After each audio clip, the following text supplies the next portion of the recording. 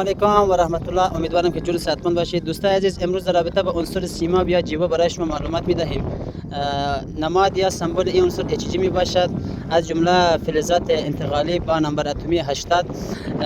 این عنصر دوستان عزیز با فشار بسیار حساس هستند. نمی‌توانیم که این عنصر را در تیاره هم نماییم، به خاطر اینکه سطح تیاره 80% از آلومینیوم ساخته شده است و این عنصر با آلومینیوم تعامل نموده و سبب تخریب آلومینیوم می شود. همچنان دوستان عزیز، این عنصر بسیار صمیمی باشد و نباید ما و شما زیاد از این عنصر استفاده نماییم، به خاطر که سبب مشکلات تنفسی و عصبی می شود. موارد استفاده سیماب عبارتند از استخراج طلا، به خاطر اینکه عنصر سیماب می تواند که طلا را در خود جذب نماید، به خاطر همین در استخراج طلا استفاده می شود. آمالگام که از جمله آلیاژ های سیماب می باشد، برای پرکاری دندان ها در دندانسازی مورد استفاده قرار می گیرد. سیماب چون با فشار هوا بسیار حساس می باشد، به خاطر همین در فشار سنج و دماسنج مورد استفاده قرار می گیرد. دماسنجی که در قسمت پایینی خود سیماب دارد به نام ترمامتر سیمابی یاد می شود و اما ترمامتر دیگر نیز دارای یک ماده سرخ می باشد. در داخل کامنت ها منتظر جواب های شما هستم که این ماده چه ماده می باشد که در داخل این